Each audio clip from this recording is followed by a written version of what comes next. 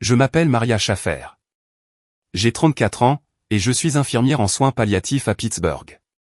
Le 16 janvier 2025, à 21h51 exactement, ma grand-mère, Eleanor, est décédée des suites d'une intervention chirurgicale d'urgence, pendant que j'étais assise, seule, dans la salle d'attente. J'avais appelé mes parents à 3 reprises. Aucun d'eux n'est venu. 18 minutes après mon premier appel, mon père, John, m'a envoyé un texto, « Tu y es déjà. Nous viendrons, si elle meurt vraiment. » Elle est morte. Une semaine plus tard, lors de ses funérailles, le pasteur a ouvert une note cachetée, que ma grand-mère avait laissée. La première ligne disait, « Si John est présent, ne le laissez pas parler en mon nom. » Ce que mes parents ignoraient, c'est que ma grand-mère se préparait à ce moment depuis bien longtemps. Et ils ignoraient, surtout, que je suis une infirmière en soins palliatifs, qui documente absolument tout.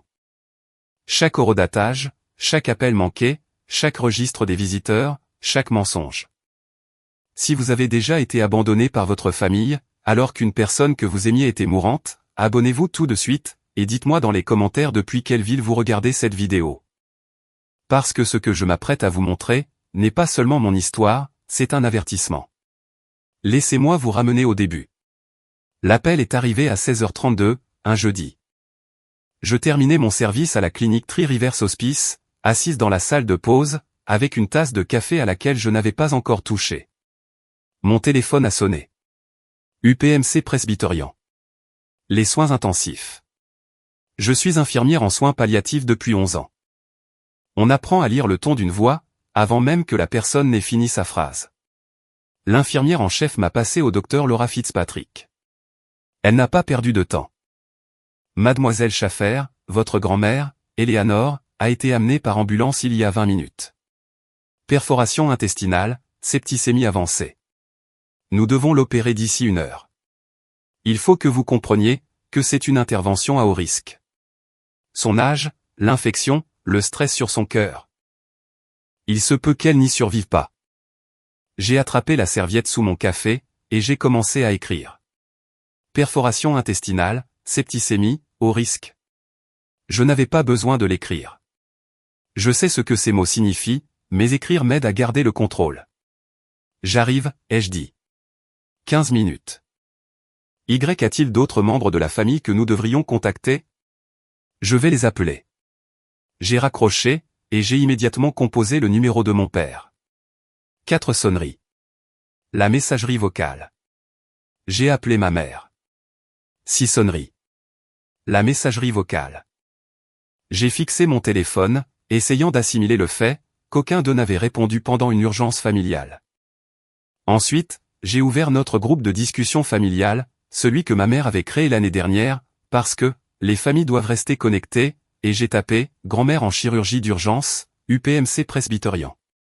État critique. J'ai besoin de vous ici, tout de suite. » Envoyé à 16h51. Le message a été marqué comme distribué immédiatement. Puis, quelques secondes plus tard, lu par John et lu par Diane. J'ai attendu. J'ai attrapé mon manteau, j'ai pris mon sac, j'ai renversé mon café intact, et j'ai attendu. Rien. Je suis monté dans ma voiture, et j'ai conduit. L'hôpital UPMC Presbyterian est à 14 minutes du centre de soins palliatifs. J'ai conduit avec mon téléphone sur le siège passager, l'écran tourné vers le haut, attendant qu'il s'allume. N'importe quoi. À 17h02, mon téléphone a enfin vibré. Mais ce n'était pas un appel. C'était un texto de mon père. Tu y es déjà. Nous viendrons, si elle meurt vraiment. Je l'ai lu 2 fois, puis je l'ai relu. Une voiture a klaxonné derrière moi. Le feu était passé au vert. J'ai démarré. Je me suis garé dans le parking. Niveau 3, place C29. J'ai pris une photo du panneau de stationnement, pour ne pas oublier où je m'étais garé. Puis je suis entré dans l'hôpital, j'ai pris l'ascenseur pour les soins intensifs, et je me suis signalé. L'infirmière, Bethany, m'a remis le badge visiteur à 1293. Est-ce que d'autres membres de la famille arrivent? Ils ont dit qu'ils étaient en route. J'ai menti. Je ne sais pas pourquoi j'ai menti. Peut-être parce qu'admettre la vérité, que mon père venait de me dire qu'il ne viendrait que si sa mère mourait, était trop humiliant. Bethany m'a accompagné jusqu'à la salle d'attente des familles, aux soins intensifs. Des murs bleu pâle, 8 chaises, un distributeur automatique, une fenêtre donnant sur le parking. 9 autres personnes s'y trouvaient déjà. Un homme âgé endormi, une femme qui tricotait, 2 fils en train de chuchoter. Je me suis assise sur la chaise des 7, face au couloir menant au bloc opératoire. À 18h11, ils ont emmené Eleanor en chirurgie. Une infirmière m'a dit que cela pourrait prendre 2 à 4 heures. J'ai acquiescé. J'ai sorti mon téléphone, et j'ai renvoyé un SMS à mes parents. Elle est au bloc. Lu à 18h14. Aucune réponse. Au cours des 4 heures suivantes, j'ai envoyé des mises à jour toutes les 30 minutes, comme si je rédigeais un rapport de police. Toujours en train d'attendre. Pas encore de nouvelles. Le chirurgien n'est pas sorti. Chaque message a été lu, dans les minutes qui suivaient. Aucun n'a reçu de réponse. À 19h43, une autre infirmière m'a demandé si ma famille allait bientôt arriver. J'ai répondu, ils sont en route. Un autre mensonge. À 20h15, j'ai acheté un café au distributeur. 2,50 €. Trop chaud. Je me suis brûlé la langue, mais j'ai continué à tenir le gobelet, parce que j'avais besoin de quelque chose entre les mains. Une femme plus âgée, assise à côté de moi, m'a demandé, depuis combien de temps attendez-vous ? Presque 2 heures. Votre famille est avec vous ? Je l'ai regardée. J'avais envie de lui dire la vérité. Au lieu de cela, j'ai dit, ils arrivent. Elle a souri. C'est bien. Personne ne devrait attendre seul. Je suis retourné à ma chaise, avant de me mettre à pleurer.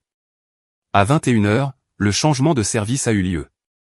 Un infirmier nommé Grégory a vérifié le registre des visiteurs, puis m'a regardé. Toujours juste vous ? J'ai fait oui de la tête. Avez-vous besoin qu'on appelle quelqu'un ? Non, ai-je dit. Ils savent. À 21h47, les portes du bloc opératoire se sont ouvertes à la volée. Le docteur Fitzpatrick est sorti, portant toujours sa charlotte chirurgicale, le masque baissé. Je me suis levé. J'ai vu ce visage une centaine de fois dans mon travail. Je sais à quoi ça ressemble, quand quelqu'un s'apprête à vous annoncer que la personne que vous aimez n'est plus là.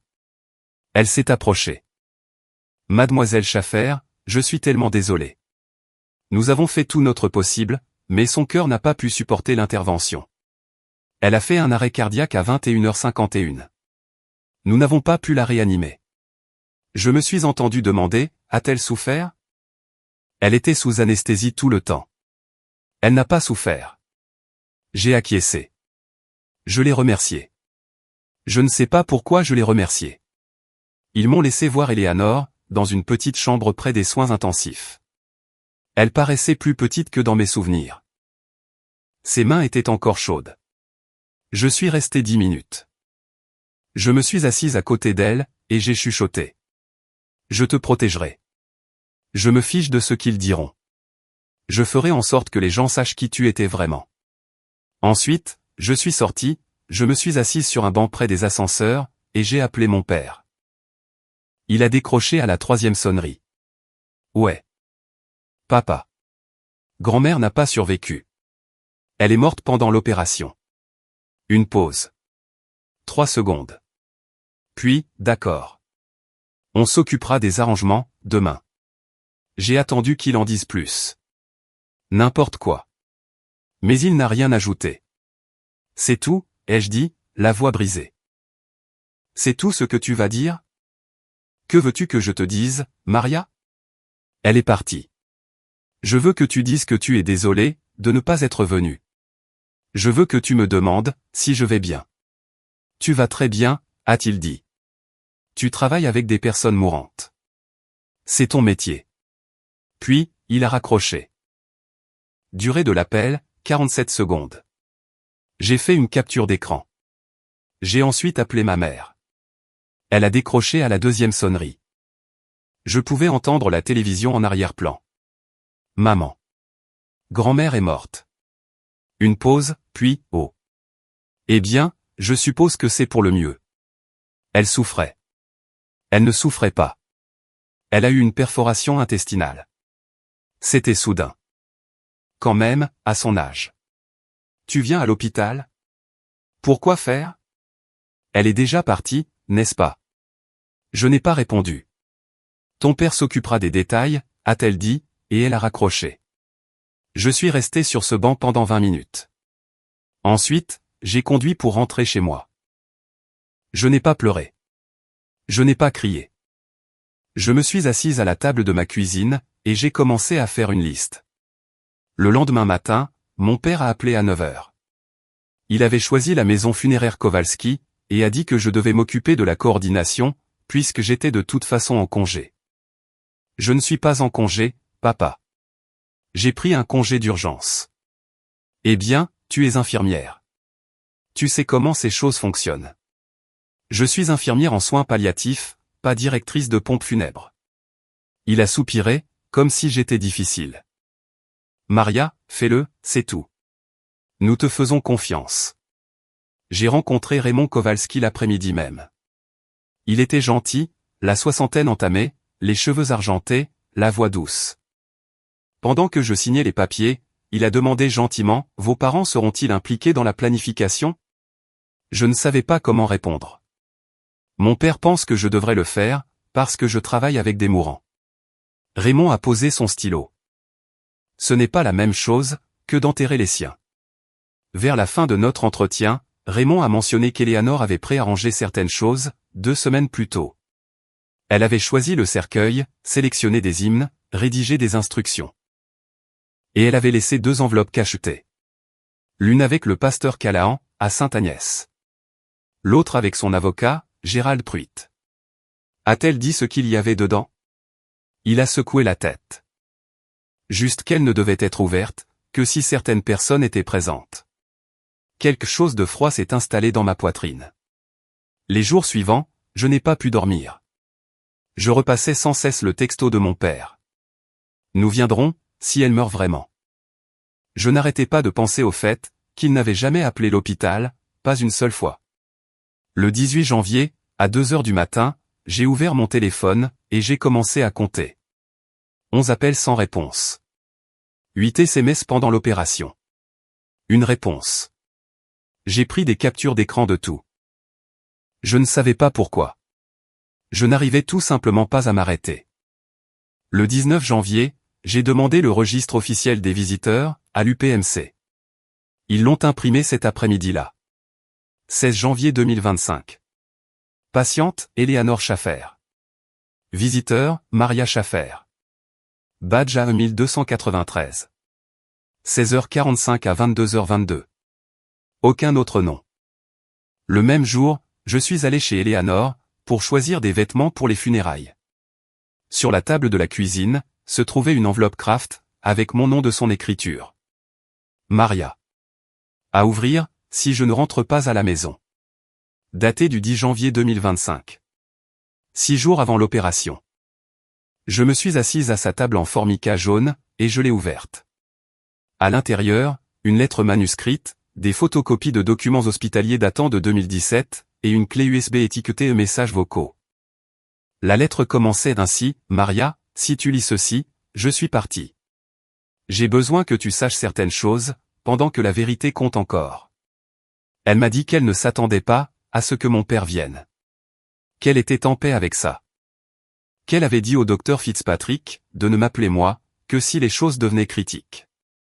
Elle avait signé des papiers pour rendre cela légal. Elle a écrit, « Tu as toujours été celle qui est restée. Quand je me sentais seule, tu venais. Quand j'avais peur après mon accident vasculaire cérébral, AVC, tu t'asseyais avec moi. Tu ne regardais pas ta montre. Tu restais, tout simplement. » Puis, elle a lâché la bombe. Ton père m'a rendu visite une fois, pendant ma convalescence après l'AVC en 2017. Une fois en 6 semaines. 15 minutes. Et il a passé 12 de ces minutes, à me demander si j'avais pensé à vendre la maison. J'ai gardé le registre des visiteurs. Il est dans cette enveloppe. J'ai tout gardé, Maria. Parce que je savais qu'un jour viendrait, où j'aurais besoin de preuves. J'ai regardé les photocopies. Allegheny General Hospital, octobre à novembre 2017. Éléanore admise le 1er octobre, après un AVC. 6 jours de soins de courte durée, 6 semaines de rééducation. Registre des visiteurs. Maria Schaffer, 9 visites. John Schaffer, 1 visite. 3 octobre, 11h04 à 11h19. Diane Schaffer, 0 visite. 15 minutes. Mon père avait rendu visite à sa mère pendant 15 minutes, au cours d'une convalescence de 6 semaines après un AVC, et je ne l'avais pas su, parce qu'il m'avait dit qu'elle allait bien, qu'il s'en occupait, que je ne devais pas m'inquiéter. J'ai eu la nausée. J'ai branché la clé USB. 7 fichiers audio, tous datés. 5 octobre 2017. 15h42 La voix de mon père, désinvolte. Salut maman. C'est moi. Je sais que tu es en rééducation, mais j'y réfléchissais. As-tu pensé à vendre la maison? C'est beaucoup d'entretien, surtout maintenant. Pense-y, c'est tout. 38 secondes. Pas de « comment vas-tu ?» Juste une question, sur sa maison. 2 jours après son AVC. 1er novembre 2017. 18h15. Maman. J'ai parlé à un agent immobilier. Il pense que la maison pourrait partir pour 425 000 €, peut-être plus. Juste quelque chose à garder à l'esprit. Je t'aime. Je t'aime. Comme une ponctuation. 14 mars 2019. 10h22. Salut, maman. Je déteste te demander ça, mais nous avons des réparations imprévues à la maison. Pourrais-tu me prêter environ 3 500 €? Je te rembourserai dans quelques mois. Merci, maman. J'ai sorti les documents suivants. Des relevés bancaires, surlignés en jaune. 14 mars 2019. Retrait de 3 200 €. L'écriture d'Eleanor, dans la marge. A demandé le 10 mars. Promis de rembourser bientôt. N'est jamais arrivé. J'ai continué à écouter. 4 autres messages vocaux. Tous identiques. Demander de l'argent. Des conseils sur la vente. Des factures qu'il ne pouvait pas payer. En 2022, il a demandé 1 800 € pour des réparations automobiles. Le relevé bancaire montrait qu'elle les lui avait donnés. Une autre note. Deuxième fois. Toujours aucun remboursement de 2019. 5 000 € au total. Jamais remboursé. Je suis resté assise là, à fixer mon ordinateur portable. Puis, j'ai fait quelque chose que je n'avais jamais fait auparavant. J'ai crié. J'ai frappé du poing sur la table, je me suis levé, et j'ai crié dans la pièce vide. Tu l'as appelé, juste pour lui demander de l'argent? Pendant qu'elle était en rééducation? Pendant qu'elle réapprenait à marcher? Ensuite, je me suis rassise, j'ai ouvert une feuille de calcul, et j'ai commencé à monter un dossier. Registre des preuves. John Schaffer.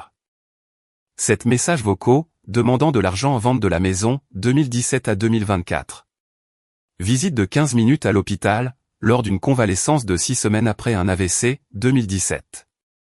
5 000 € empruntés, jamais remboursés, 2019 à 2022. 11 appels sans réponse, pendant l'urgence de grand-mère, 16 janvier 2025. 8 messages de mise à jour ignorés, pendant l'opération. Une réponse, nous viendrons si elle meurt vraiment. 0 visite à l'hôpital, 16 janvier 2025. J'ai sauvegardé le fichier. Ensuite, j'ai pris une décision. Je n'allais pas laisser ma grand-mère mourir pour rien. J'allais utiliser toutes les compétences que j'avais, en tant qu'infirmière en soins palliatifs. Documentation, chronologie, déclaration de témoins. Pour m'assurer que tout le monde sache exactement qui était mon père. Les funérailles ont eu lieu le 23 janvier, à l'église catholique Sainte-Agnès. Je suis arrivé en avance. Au moment où le service a commencé, 64 personnes avaient signé le registre des condoléances. Mes parents sont arrivés à 10h28. Ma mère en bleu marine et perle. Mon père en costume noir, la main sur son coude, le visage impassible. Ils se sont assis au premier rang. Je me suis assise 3 rangs plus loin. Le pasteur Callahan a prononcé l'éloge funèbre. 8 minutes. Il a parlé de la foi d'Eleanor, de son jardin, de son dévouement à la famille. Mon père a essuyé ses yeux, avec un mouchoir. À la fin de l'éloge, le pasteur Callahan a fait une pause. Il y a encore une chose. Il a plongé la main dans le pupitre, et a sorti une enveloppe scellée à la cire rouge. L'écriture d'Eleanor figurait sur le devant. Eleanor m'a laissé ceci, 6 jours avant son opération. Elle m'a demandé de ne l'ouvrir, que si certaines personnes étaient présentes. Il a regardé directement mon père.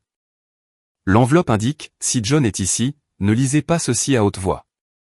Donnez-le à Maria, en privé. Le silence s'est abattu sur la salle. Le visage de mon père est devenu livide.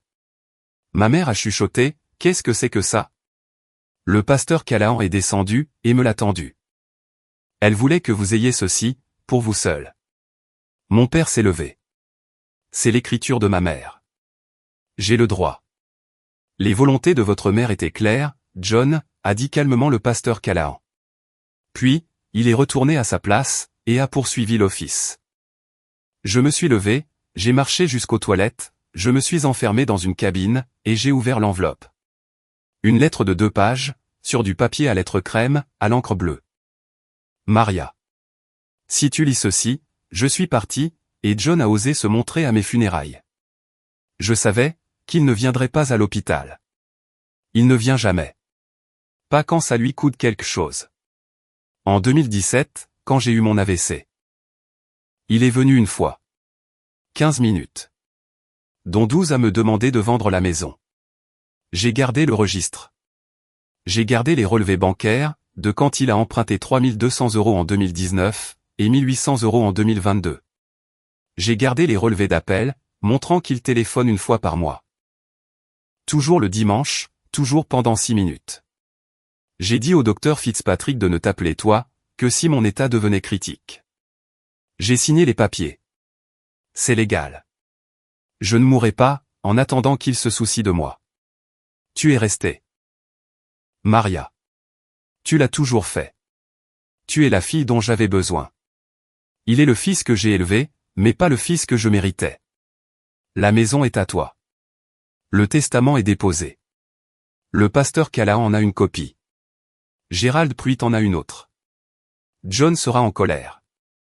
Il dira que j'étais sénile. Ou que tu m'as manipulé. Laisse-le faire. Tu as les registres, les relevés, les messages vocaux. La vérité est simple. Il voulait ce que je possédais, pas qui j'étais. Ne le laisse pas te prendre ça. Grand-mère Eleanor. J'ai plié la lettre, je suis sorti, et je suis monté dans ma voiture. Je suis resté assise là, avec l'enveloppe sur les genoux, et pour la première fois depuis le 16 janvier, j'ai pleuré. Non pas de tristesse. Mais de rage, et de quelque chose d'autre. De clarté. Mais il restait encore une chose, qu'Eleanor avait laissée.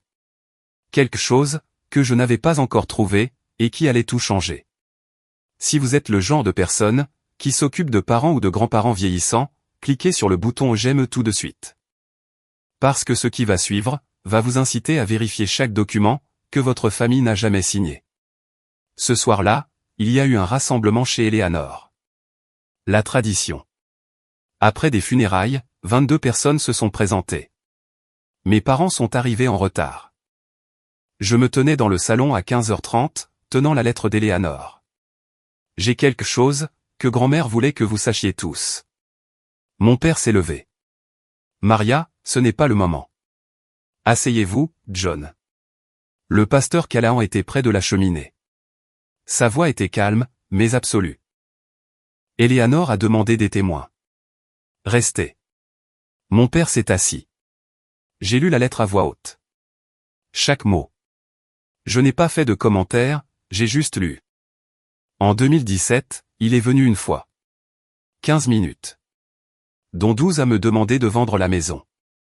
J'ai gardé les relevés bancaires, de quand il a emprunté 3200 € en 2019, et 1800 € en 2022. Il est le fils que j'ai élevé, mais pas le fils que je méritais. Quand j'ai eu fini, j'ai plié la lettre, et j'ai regardé mon père. Son visage était rouge. Ma mère fixait le sol. Ma tante Caroline s'est levée, et est partie sans un mot. C'était ma mère, a dit mon père, la voix tremblante. Alors où étais-tu quand elle était en train de mourir, ai-je demandé. Silence. Tu m'as envoyé un texto. Nous viendrons si elle meurt vraiment. Tu t'en souviens. Nous étions occupés. Tu y étais déjà. Parce qu'elle a demandé à l'hôpital de ne pas vous appeler, parce que vous l'aviez habituée à ne rien attendre de vous. J'ai sorti mon téléphone. Elle m'a légué la maison.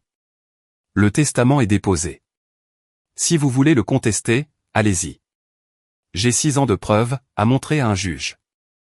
Mon père a attrapé son manteau et est sorti. Ma mère a suivi, sans me regarder. Je me tenais dans le salon d'Eleanor, entouré de gens que je connaissais à peine, et j'ai ressenti quelque chose que je n'avais pas ressenti depuis une semaine. Du soulagement. Mais, cela n'a pas duré longtemps. 3 jours plus tard, j'ai reçu un appel de Gérald Pruitt, l'avocat d'Eleanor.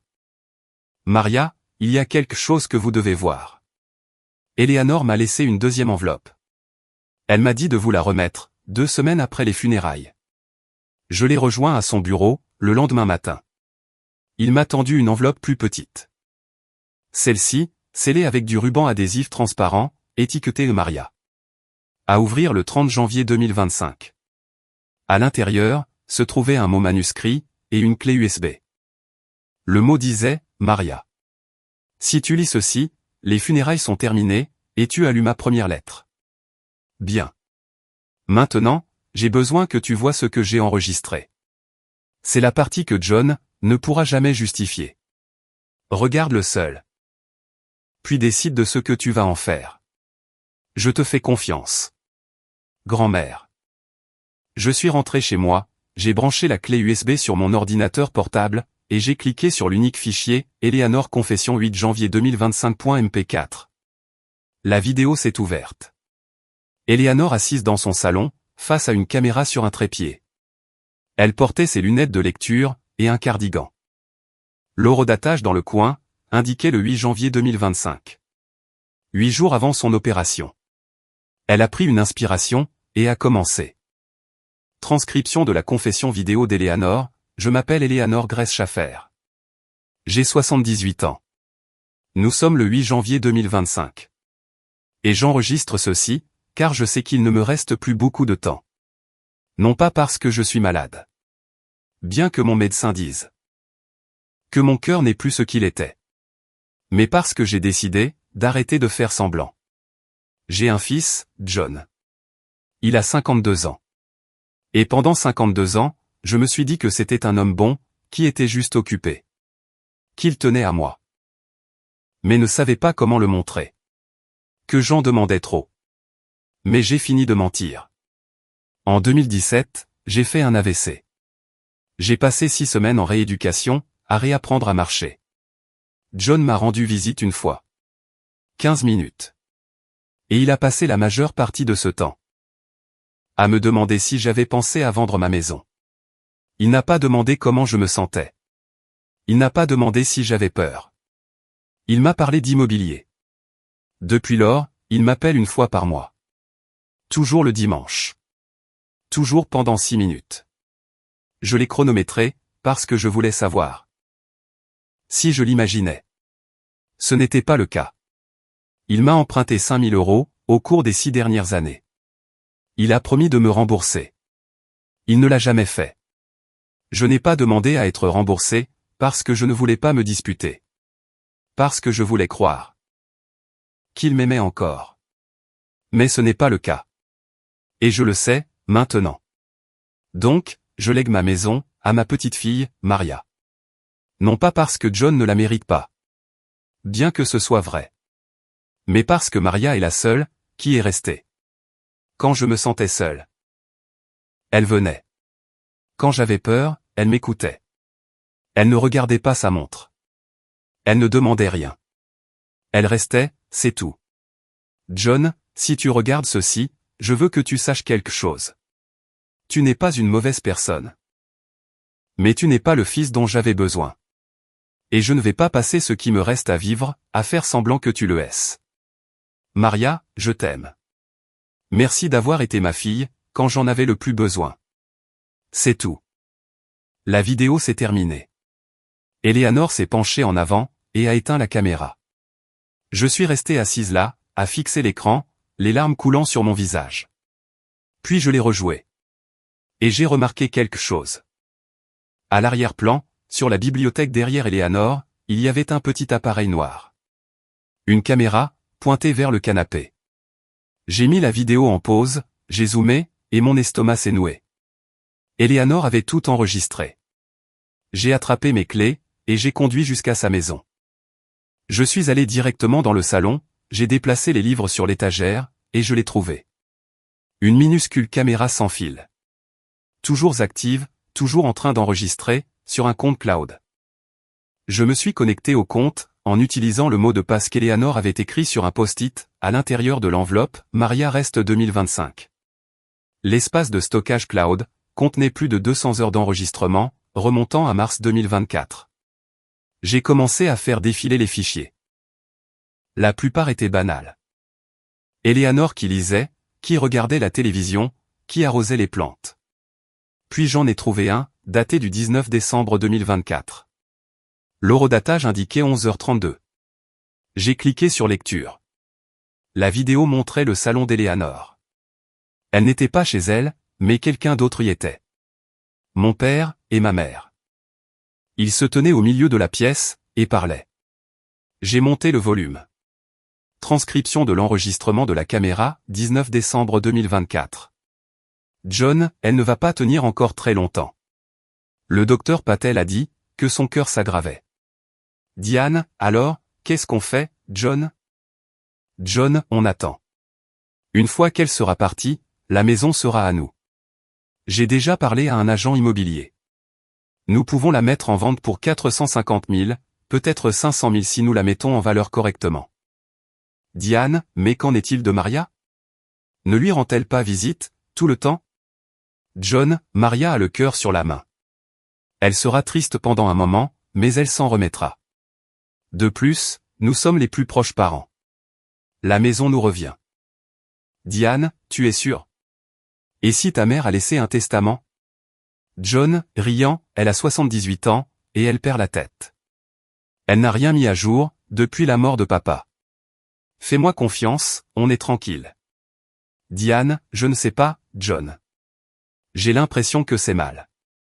John, ce n'est pas mal. C'est pratique. Elle est vieille. Elle va mourir. Et quand ce sera fait, nous vendrons cette maison, et nous ferons enfin ce voyage en Europe, dont nous parlons. Diane, et si elle a besoin d'une opération, ou quelque chose comme ça? Et si Maria nous appelle? John, alors, on laissera Maria s'en occuper. Elle est infirmière. C'est littéralement son travail. Diane, hésitante, je veux juste. Je ne veux pas que les gens pensent que nous sommes de mauvaises personnes. John, personne ne pensera rien du tout, Diane. Nous irons aux funérailles. Nous pleurons. Nous dirons de belles choses. C'est tout ce dont les gens se souviennent. La vidéo s'est poursuivie, pendant encore 3 minutes. Ils ont parlé d'entrepreneurs, de mise en valeur de la maison, de frais de clôture. Puis, ils sont partis. Je suis resté pétrifié. Ma mère savait. Elle savait que mon père attendait qu'Eleanor meure. Elle savait qu'il prévoyait de vendre la maison, avant même que le corps ne soit froid, et elle a accepté. J'ai attrapé mon téléphone, et j'ai appelé Gérald Pruitt. Je dois vous voir. Maintenant. Si vous regardez encore, commentez le mot présent. Si vous êtes d'accord que le fait d'être présent pour quelqu'un n'est pas optionnel, mais que c'est une obligation morale. Car ce qui va se passer ensuite, va prouver que ma grand-mère savait exactement ce qu'elle faisait. Le bureau de Gérald Pruitt se trouvait au 3e étage d'un immeuble, du centre-ville de Pittsburgh. Quand je suis entré, je lui ai tendu la clé USB sans dire un mot. Il a regardé les enregistrements. Tous. La confession d'Eleanor, l'enregistrement en caméra cachée de mes parents en décembre. Quand ce fut fini, il s'est adossé à son fauteuil, et a déclaré « Votre grand-mère était plus perspicace que la plupart des avocats que je connais. Pouvons-nous utiliser ça ?» ai-je demandé. Absolument. Il a ouvert un dossier sur son bureau. Eleanor a mis à jour son testament, le 11 janvier 2025. Elle vous a légué la maison, et tout c'est bien. Elle a également inclus une clause, déshéritant spécifiquement John, invoquant l'abandon et l'exploitation financière. Elle m'a demandé d'être témoin, avec le pasteur Callahan, et son médecin. Le docteur Patel. Donc, il est inattaquable. Il devrait l'être. Mais connaissant votre père, il va se battre. J'avais raison. Le 3 février 2025, mon père a déposé une contestation contre le testament d'Éléanore. Il a affirmé qu'elle avait subi une influence indue, qu'elle n'était pas saine d'esprit, et que je l'avais manipulée. Mais voici ce que mon père ignorait. Le 10 février, j'ai reçu un appel d'une notaire nommée Kathleen Brigg. Elle m'a dit qu'Éléanore l'avait contactée au début de janvier, pour faire notarier certains documents. L'un de ces documents était une déclaration signée datée du 9 janvier 2025, affirmant qu'Éléanore était saine d'esprit, et que toutes les modifications de son testament avaient été faites librement, et sans coercition. Mais ce n'était pas ça, la bombe. La bombe, c'était ce que Kathleen m'a dit ensuite. Votre père est venu me voir le 28 janvier, m'a-t-elle expliqué. Il a apporté un document qu'il prétendait être le testament de votre grand-mère. Il voulait que je le notariais rétroactivement. Il a dit qu'il avait été signé en 2023, mais qu'il n'avait jamais été correctement attesté. Que disait le document, ai-je demandé. Que la maison serait partagée à parts égales, entre lui et vous. Mon sang n'a fait qu'un tour. L'avez-vous notarié? Non. Parce que la signature ne correspondait pas à celle que j'avais notariée 2 semaines plus tôt. Je lui ai dit que je ne pouvais pas l'aider. Il s'est mis en colère, et est parti. Je l'ai remercié, j'ai raccroché, et j'ai immédiatement appelé Gérald. Mon père a essayé de falsifier un testament. Gérald est resté silencieux pendant un moment. Puis, en avez-vous la preuve? La notaire va témoigner. Alors nous l'avons. La date d'audience était le 3 avril 2025. Je n'ai pas eu à témoigner, mais je me suis assise dans la salle d'audience, et j'ai observé. Gérald a présenté le testament mis à jour d'Éléanore, notarié et attesté par 3 personnes, Gérald, le pasteur Callahan, le docteur Patel. La déclaration signée d'Éléanore du 9 janvier, affirmant sa compétence mentale. Les registres des visiteurs de 2017, montrant la visite de 15 minutes de John. Les relevés bancaires montrant 5 000 € de prêts non remboursés. Les transcriptions des messages vocaux. Une déclaration sous serment du docteur Fitzpatrick, attestant qu'Éléanore était tout à fait compétente et lucide, lorsqu'elle discutait de ses directives anticipées. La vidéo de confession d'Éléanore. Les images de la caméra cachée du 19 décembre, montrant mes parents planifiant de vendre la maison. Le témoignage de Kathleen Brigg, sur la tentative de falsification de testament de mon père. L'avocat de mon père n'avait rien. Il a essayé de faire valoir qu'Éléanore était confuse, et que j'avais profité de sa peur. Mais les preuves étaient accablantes. Le 10 avril, le juge a rejeté la requête. Il a déclaré, et je cite, « Madame Schaffer a passé 2 ans à constituer un dossier irréfutable de ses volontés. Il n'y a aucune preuve d'incapacité, ou d'influence indue. Cette affaire est sans fondement. » Mon père est sorti de la salle d'audience en trombe. Je n'ai plus jamais entendu parler de lui. Mais ma mère m'a appelé 2 mois plus tard. C'était le 15 juin 2025. J'ai failli ne pas répondre.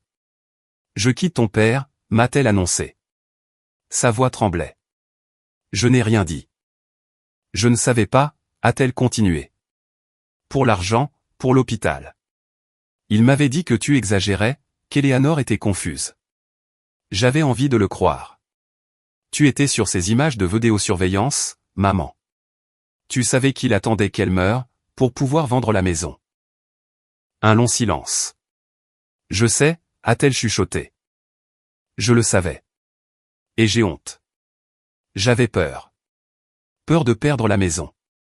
Peur de ce que les gens penseraient, si nous ne recevions rien. Alors, j'ai accepté, et je suis tellement désolé. Appelles-tu parce que tu es désolé, ou parce que tu as perdu? Un autre silence. Les deux, a-t-elle admis. Je ne peux plus vivre avec lui. Pas après avoir vu ce qu'il a fait. Pas après avoir vu ce que je l'ai laissé faire. Tant mieux, ai-je dit. Est-ce que je peux te rendre visite, un jour, a-t-elle demandé. Je sais que je ne le mérite pas, j'y réfléchirai, ai-je répondu. Et j'ai raccroché. Je ne la détestais pas. Je n'avais tout simplement pas encore de place pour elle. À la fin de l'été, la nouvelle s'était répandue dans la communauté de l'église. Mon père et ma mère ont cessé de se rendre à Sainte-Agnès.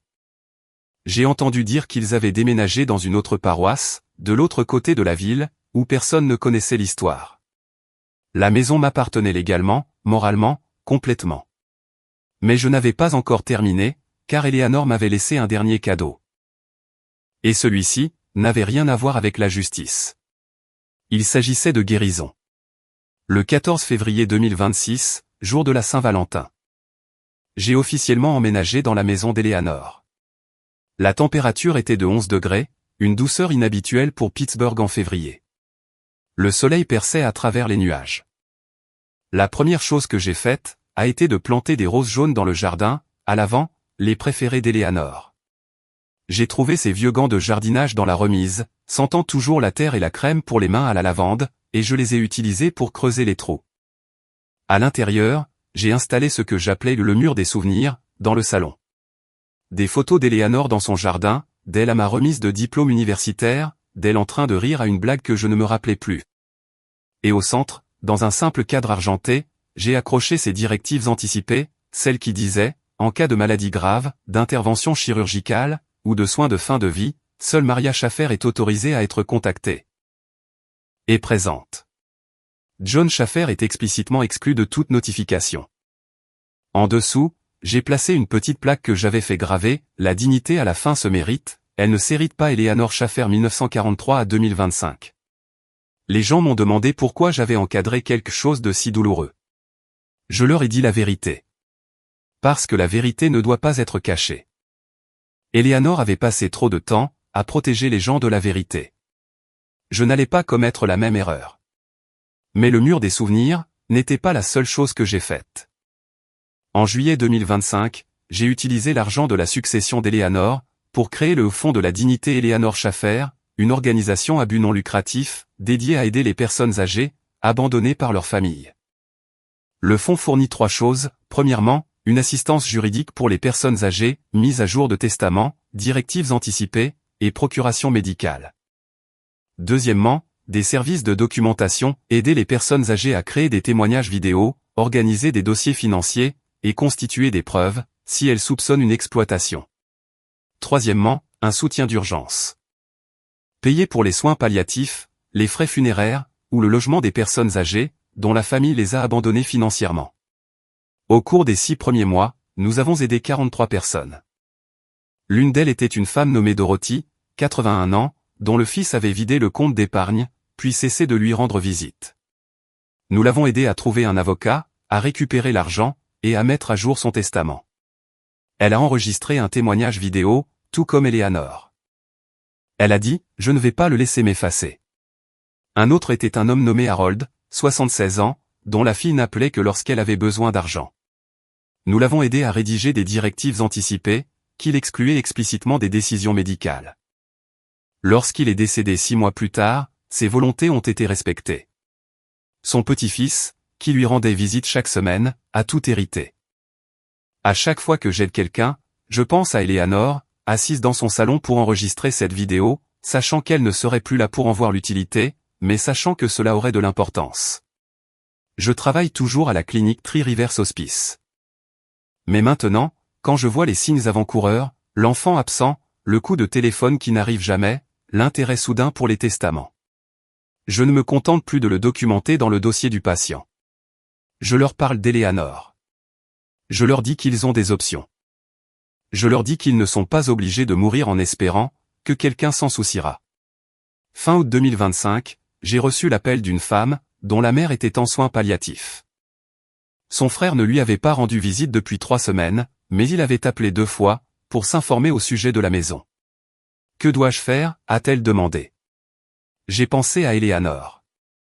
J'ai pensé au registre des visiteurs, aux messages vocaux, à la confession vidéo. Documentez tout, ai-je dit. Non pas pour le punir.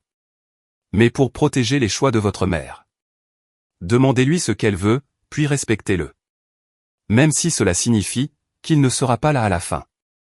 Surtout, dans ce cas. L'appel a duré 11 minutes. Lorsqu'il a pris fin, j'ai regardé le registre des visiteurs encadré sur mon bureau. Celui du 16 janvier 2025, affichant uniquement mon nom. Je le garde là, non pas comme une blessure, mais comme une boussole.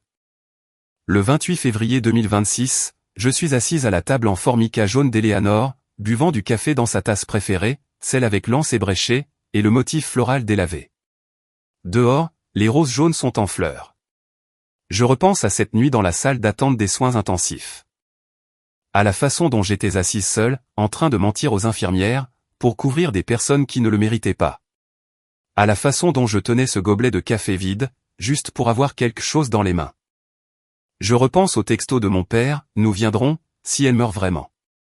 Je repense à la façon dont il est venu aux funérailles, là où les gens pouvaient le voir, où il pouvait jouer la comédie du chagrin, mais pas quand cela comptait vraiment. Pas quand elle était en vie. Et je pense à Eleanor, assise dans cette cuisine 2 semaines avant son opération, écrivant des lettres, enregistrant des vidéos, scellant des enveloppes à la cire rouge. Elle savait que son fils ne se présenterait pas. Elle savait que j'aurais besoin de preuves. Elle savait que le monde me dirait de pardonner, de laisser tomber, d'être la plus grande personne. Alors, elle s'est assurée que je n'aurais pas à l'être. La semaine dernière, j'ai installé un petit haut-parleur dans le salon, connecté à la confession vidéo d'Eleanor. Je l'ai réglé, pour qu'il diffuse ses derniers mots en boucle, doucement en arrière-plan, chaque fois que quelqu'un vient en visite. Maria, je t'aime. Merci d'avoir été ma fille, quand j'en avais le plus besoin. Ce n'est pas morbide. C'est un rappel. Un rappel qu'être présent, n'est pas une faveur. C'est le but même de l'existence. Un rappel que la dignité à la fin, ne s'hérite pas. Elle se mérite. Et un rappel que, si quelqu'un attend que vous mouriez, pour pouvoir s'emparer de ce que vous possédez, vous avez le droit de riposter. Eleanor l'a fait, et elle a gagné. Le registre des visiteurs, est toujours sur mon bureau au travail. Chaque jour, je le regarde. 16 janvier 2025. Visiteur Maria Schaffer. Badge à 1293. 16h45 à 22h22. Juste un nom. Mais c'était le bon nom, car à la fin d'une vie, la seule chose qui compte, c'est qui est resté, et moi, je suis resté. Si cette histoire a résonné en vous, j'ai besoin que vous fassiez quelque chose. Partagez cette vidéo, avec quelqu'un qui s'occupe d'un parent ou d'un grand-parent vieillissant. Partagez-la, avec quelqu'un qui a été abandonné par sa famille. Partagez-la, avec quelqu'un qui a besoin d'entendre, qu'il n'est pas seul. Et si vous êtes dans une situation où vous pensez, que votre famille attend que vous mouriez, pour pouvoir prendre ce que vous avez, faites ce que ma grand-mère a fait. Documentez tout. Enregistrez une vidéo. Mettez à jour votre testament. Constituez votre dossier. Parce que les gens qui vous aiment, seront présents. Et les gens qui ne vous aiment pas, eh bien, ils se présenteront aussi. Mais seulement, quand ils auront quelque chose à y gagner. Ne les laissez pas vous effacer. Être présent n'est pas optionnel. C'est une obligation morale.